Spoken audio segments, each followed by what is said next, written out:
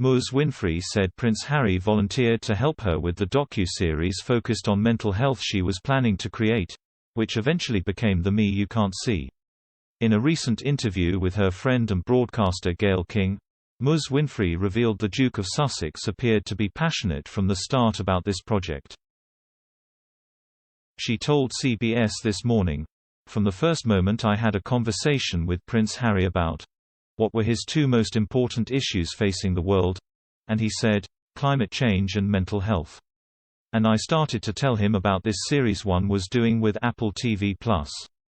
Harry," Ms. Winfrey replied, "If you ever need any help with that series, let me know."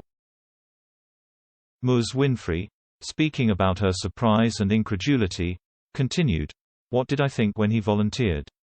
My first initial thought was, oh, yeah.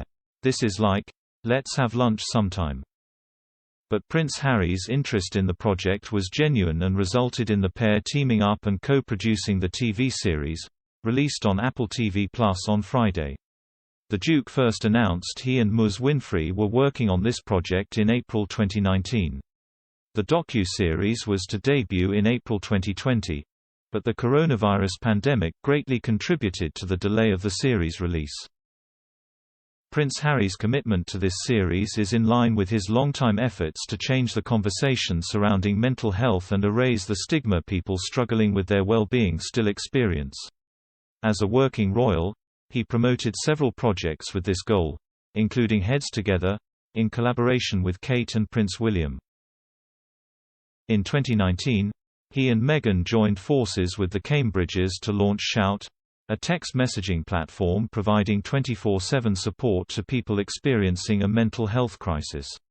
Teaming up with the Ministry of Defence, Prince Harry also worked for years on HeadFit, an initiative providing service personnel and veterans with self-help tools to manage stress.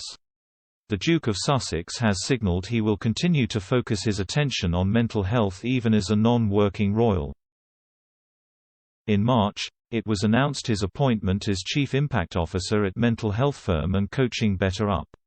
And his and Meghan's Archewell Foundation has so far teamed up with the Loveland Foundation, which focuses on providing affordable and accessible mental health resources to Black women and girls. In The Me You Can't See, Prince Harry and Oprah guide conversations with guests, including songwriter Lady Gaga and actress Glenn Close. However, they also opened up about their own mental health struggles and path to therapy.